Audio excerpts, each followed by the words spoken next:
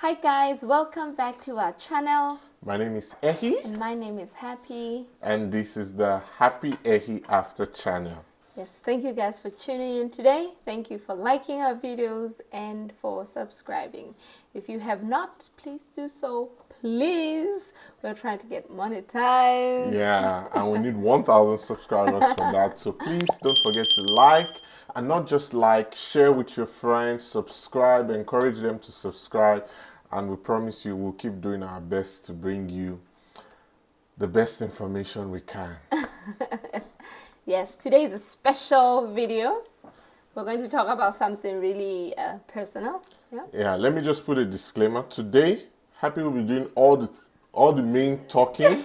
I'm just here for support and setting the record straight. So if I see that she's straying, I will jump in. But today, Happy is the one in charge. I'm not doing the main talking because I don't even know where to start. You need to lead me and guide me. No. You continue. I'll be leading you from behind. I'll be telling you, no, go here, go left, go right. Okay, in this video we're going to talk about mental health and just Our experience of it and from our own perspective, basically. Actually, the reason why I'm the only one talking about this is because I had a couple of issues, or I have a couple of issues, and I just wanted to share this. It's a really personal topic, so it took a lot for me to be here and talk about this. But I know it could be helpful for somebody, Yeah, and that's what we promise to do.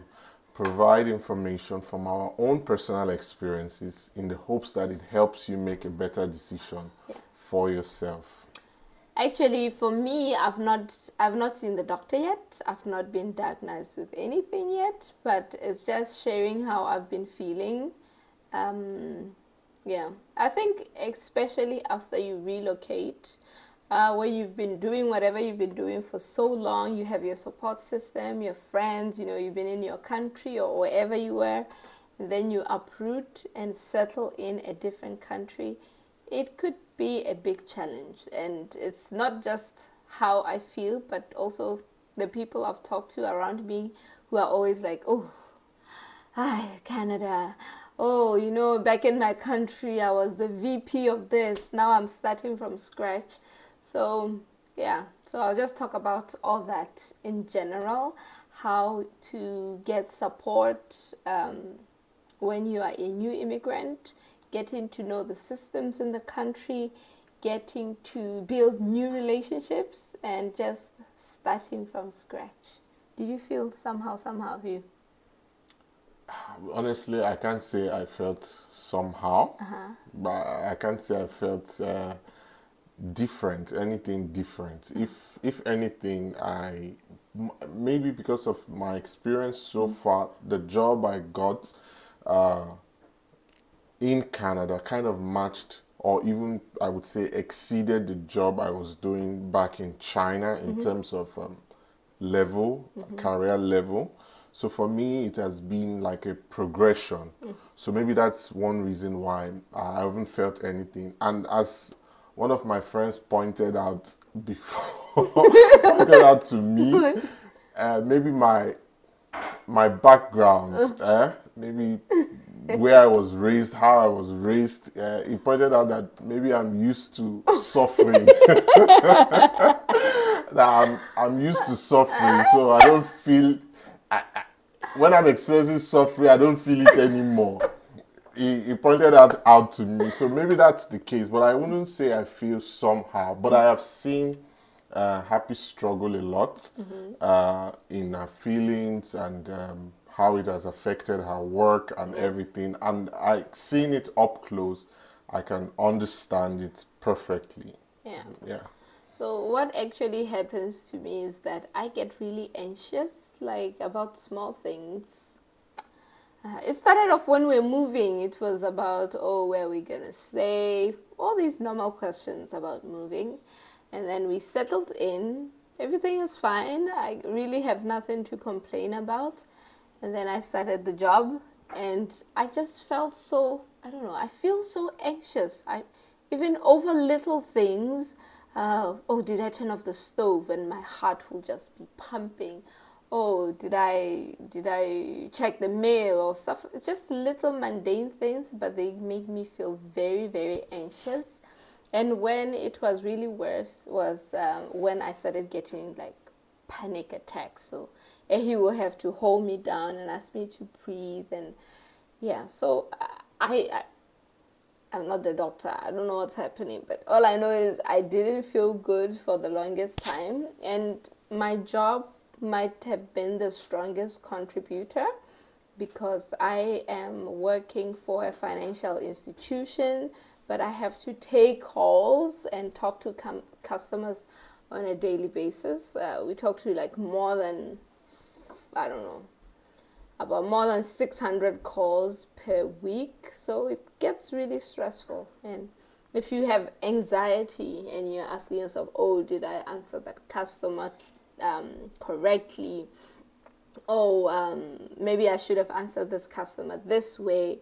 Oh, is this something that I should have said? So you struggle with a lot of things if you're in that kind of area or in that kind of job too. So for me, it's just basically hold me. I can't breathe. Yeah, like Happy said, the job, it's high pressure. Of course, customer service job is always recorded, and Happy in her nature, she's a perfectionist, so likes to get everything right, or worries about, oh, did I get everything right? Which is quite opposite to the kind of person I am. I'm more of a, I cannot come and kill myself kind of person. I've done my best. If you spoil, spoil. So, you know, having that kind of nature, working in the kind of job she was working in where they are always recorded, and she's always listening to people get bashed for, oh, you made this mistake with this customer, oh, you did this. It's the kind of job where your mistakes are highlighted all the time. So I think that also contributed to her anxiety issue. So naturally, she has always had anxiety issues, even when we were in China. Yes. But here in Canada, it went to a whole different new level. It became like losing sleep, crying, just having panic attacks unnecessarily. Unnecessarily on foot. While me, I'm thinking, life is becoming sweet. It's not, it's not popping. We are getting there. But she's having these constant panic attacks about everything. So I guess we just wanted to share, because one thing we discovered is that as she began to open more to our friends, to other people, then we began to realize that it's not as uncommon as we might think it is. Like many people started, given the chance to open up, like, oh yeah, I was also feeling this way. I also had this problem. Nobody believed me. Everyone thought I was just being ridiculous. That kind of a thing. So we wanted to share so that, if you change your environment, or even if you don't change your environment, or if you begin to experience some kind of anxiety, you should know that it is normal. You are not a strange person. You are not being ridiculous. You are not being soft. You are not being soft. Even if the person next to you, like your partner, like me, is not feeling the same thing, you should know that everybody experiences things in different ways. And it's okay to take time to focus on helping yourself. So maybe Happy will talk about the steps we have taken now to help her. So the first thing actually to do is just talk about it. Talk to close friends about it. That's really helpful to know that I'm not feeling it because there's something wrong with me. It's just something normal. So once you kind of see that you're not the only one, you can also learn from what other people do, and But actually talking about it helps a lot. When I used to talk to him about it, it used to be, it's easy because, he's my husband, but it was still I was very emotional, asking myself, why is this happening to me? What's wrong with me? So, yeah, talk to people. Talk to people close to you, also people you trust, to be careful with your feelings in that moment, because you can talk to people who will Brush it off. brush it off. Don't allow people brush it off. Yeah, don't allow people to brush it off. And then I guess the second thing that's really important is I started taking supplements for vitamin D, and I take ashwagandha. I don't even know how to pronounce it, but I'll put it in the link. Just some things to help me release stress. It's more of natural healing, just taking supplements to help me out. So that's been also really helpful. Taking melatonin for sleeping good at night, so that I can actually have my brain relax, because it's just like a wheel in my head. I just need it to stop. So when I sleep well, it's really helpful.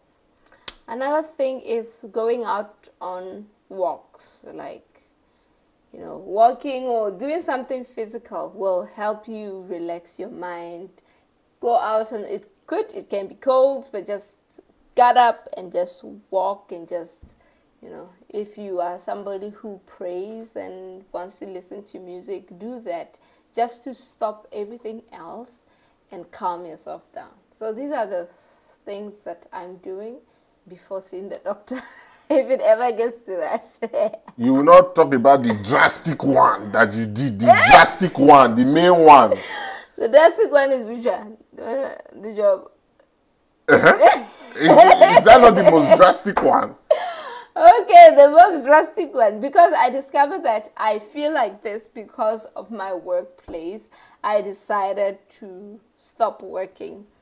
I tried to quit. They said, no, just take unpaid leave. So for now, I'm just on indefinite leave. Because thankfully, in this country, they recognize this kind of problems. So it's not just brushed under the rug. If you're having issues, talk to your supervisor, talk to your bosses. And if your company has ways to deal with it, they'll help you out.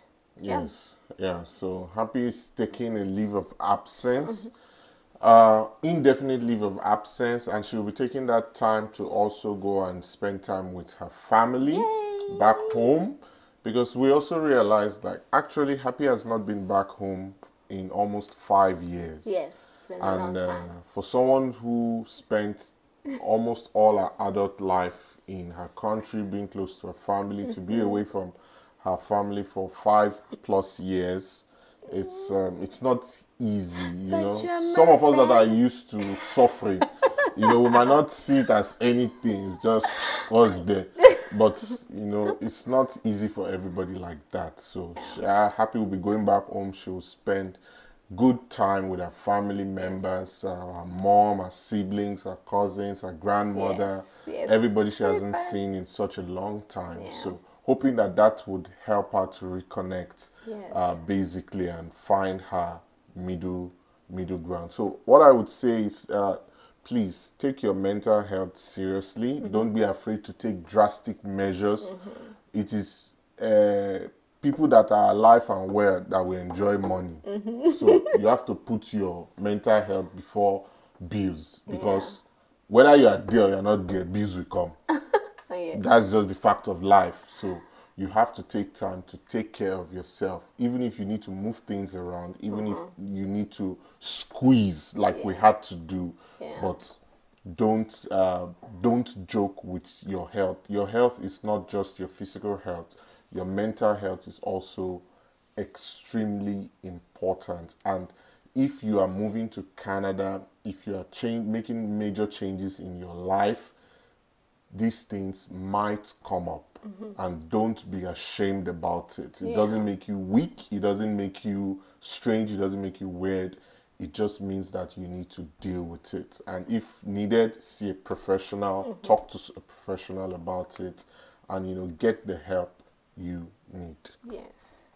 And I have, my boo is really, you're doing well. Yeah, so she should be taking like alone time. She'll be going back home alone. You know, the kids will be here with me. What's my budget? What's my budget? Let me go blue. Let me go pop champagne. If you pop it, the hustle to bring it back up, you will join in the hustle. So it's not a problem.